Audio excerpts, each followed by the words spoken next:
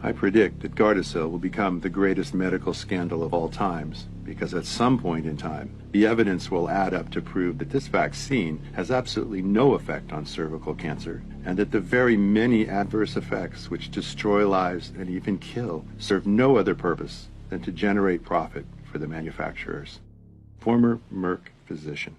What I understood about human papillomavirus is that it's an infection that comes and goes. And it's been around for a long time, and it's in many animals, including lizards and primates. It's not just in humans, that babies are born with it. So I was really surprised that here's this virus that's been around and so prevalent, and it's being blamed on giving cancers to people. And then what I found out was that those cancers are not necessarily solely attributed to this virus, but yet this virus was being targeted by a vaccine. All right, so let's start by talking about your life before Gardasil. I was more artistic. I wasn't into sports, although I did like to go jogging, do exercises whenever the weather was nice. Let's see. Yeah, I was a competitive club soccer player. I was trying out for OGP, which is like playing for the state and stuff. Soccer? Yes. Yeah. Mm-hmm.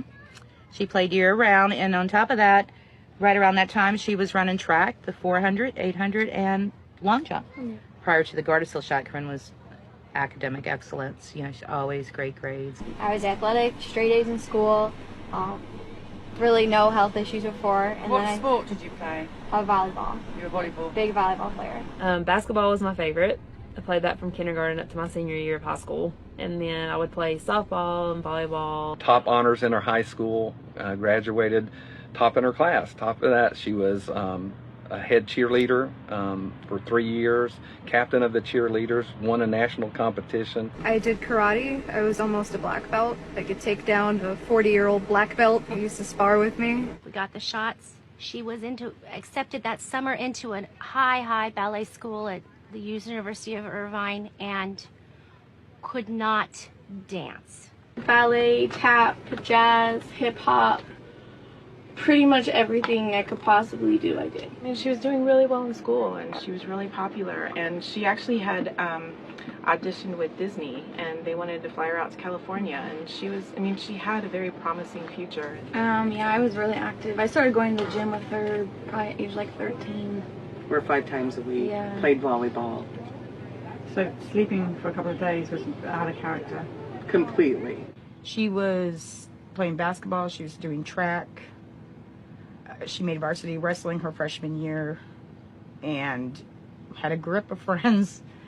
And her freshman year, that's when she got that HPV vaccine and everything changed for her. She was a straight A student. Everything she was doing was for scholarships. She was college bound. That's where she was going. And this destroyed that for her. I had never seen a vaccine cause so much devastation as I had with the HPV vaccines. The Gardasil vaccine is among the most injurious of any vaccination that's ever been manufactured in the United States. Be it anecdotal or not, way too many cases and complaints of having neurological insults soon after that vaccine is given, even with the first dose. Gardasil is probably the single worst mass vaccine that we've ever seen. So what we were seeing was these really high-functioning teenagers ending up in wheelchairs, and some of them actually ending up dying or killing themselves. And I don't think you can ever justify that for an infection that comes and goes, that causes very little disease in and of itself, and something where pap smears were doing such a good job. It really just didn't make any sense to me. This vaccine targets millions of preteens and teens for whom the risk of dying from cervical cancer is 0. They started talking to me about get my HPV shot, and I turned them down about 1 or 2 times. This doctor sat down and badgered us for 45 minutes. They started showing me photos and saying that I'm going to get this and that I need to take this shot. Photos of what?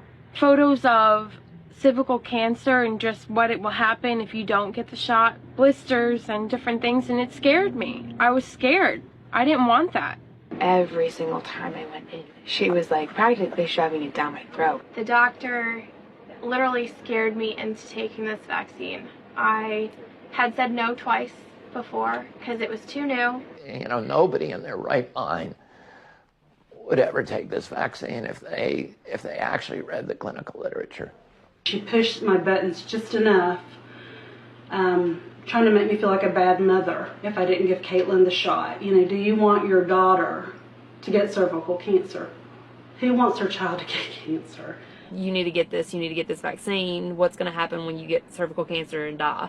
Well, cancer is a scary word, so of course I started to listen. Oh wow, oh my gosh, sign me up. I don't ever want to have cancer. I was just afraid of the word cancer, so I thought, oh my God, I have to go get this, it's free. You know, I was young, I didn't know anything about this, so I just was like, okay, I just agreed to it. The death rates in the Gardasil trials were 37 times the death rates for cervical cancer.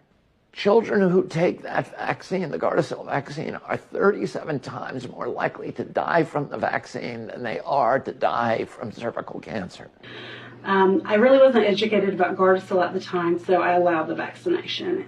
The biggest mistake of my life. So I go and get the first shot, and from what I was told by my doctor, I immediately went into a seizure. I was on the floor seizing, and then I just passed out cold. So she had a baseline physical, but it was also the same day she got her second vaccination of Gardasil. The doctor detected a heart arrhythmia. In all of her 20 years, there had never been any heart arrhythmia. She never had any symptoms or any indication of any difficulty. No one in the family ever had a heart problem. So we were really surprised.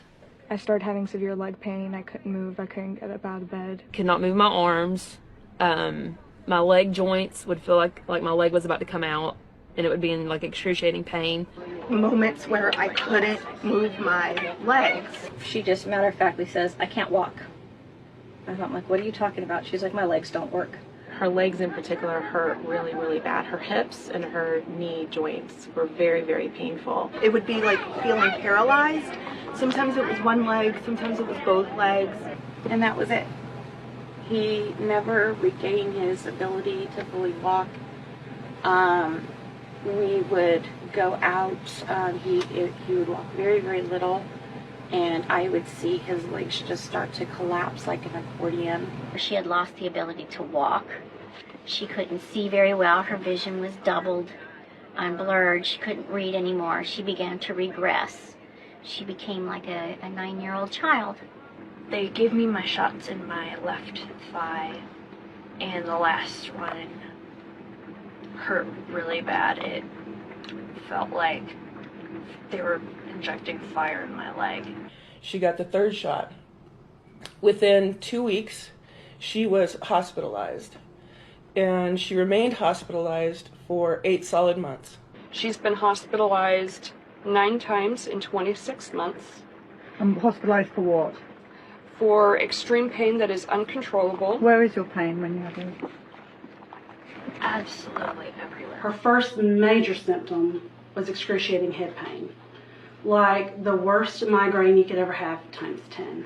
My joints, my spine, my head especially.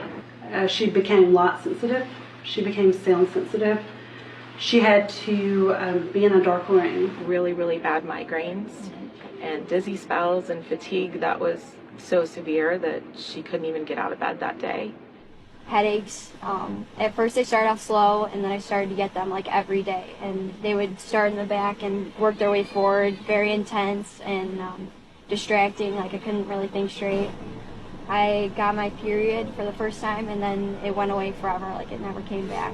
So she was diagnosed with a very rare disease called post-histoplasmosis fibrosing mediastinitis. In her right mediastinum, she has a 10-centimeter tissue mass. It's inoperable. She has this, I'm sorry, Jeff. We're just hoping it won't grow. We don't know. I mean, we're taking it day by day. It's by all her vitals, so they cannot do any operations to try to take it out. She came down with pneumonia, bronchitis, 2 ear infections, a sinus infection, a throat infection, and constant thrush. So much pain, right, even now. And I just wish someone would reach in my back and rip out my spine. I cannot take this anymore. This is an NJT. What it does is basically it goes up my nose and down my throat, and it goes past my stomach into my jejunum, or the first part of the small intestine, because my stomach is completely paralyzed. Your stomach is paralyzed? Yes. The NGT wouldn't work, and we had to be put on a port for nutrition, which she was on for 3 years. 3 years? The child never ate a meal for 3 years. And if that wasn't bad enough, then she had suffered enough pain, and she had this excruciating long bone pain in her legs. And we would have to ice her legs down to give her relief. And she was miserable. She was just miserable. And she would say to me, she'd say, I want to go home. And she'd be in this house and she would say, I want to go home. And she was talking about to be with the Lord. I went in for a gynecologist appointment, got a pap smear, and they told me it came back abnormal. And I immediately started freaking out because I've never had one abnormal. Very few doctors have ever heard of it. Nobody knows how to treat it. Anything they prescribe, she's a guinea pig. She's the initial guinea pig. So they put her on an immunosuppressant and itraconazole, which is an antifungal medication. I'll dump some of them out. This is what it looks like to be on Gardasil. The aftermath of it. And this is just one bag. We got about 15 more at home. I said, okay. I said, so what does that mean about the abnormal cells? And she said, well, they're precancerous. And I said, cancerous for what? And she said, cervical cancer. So we have to worry the rest of her life if the inflammation in her body is going to make that mass grow again. I should have never got those shots because in my mind, I knew that they were what gave me HPV. So the problem with Gardasil, like most vaccines, is it was never tested against a true placebo, an inert placebo. And CDC and HHS say, if you don't test it against a true placebo, it's not science. A placebo is just an inert substance that doesn't cause any damage, that they give one group of individuals in a particular clinical study, and then they give the drug. That's the experimental group. They give that to another set of individuals. The people that were supposed to be the control group, they got aluminum. And when they did that, out of every 100 patients, they had at least 2 severe autoimmune events. You have no way of gauging whether the injuries you're seeing from the product are being caused by that product or whether they're just bad, sad coincidences. The CDC knew about this. Merck, the manufacturer of the Gardasil vaccine, knew about this. It's as plain as the nose on your face. All you have to do is look at the clinical trial data. The entity that is actually performing the study and paying for the study is Merck. So Merck got to decide which injuries were being caused by Gardasil and which were just bad coincidences. And because it had that power, it just wrote them all off as bad coincidences.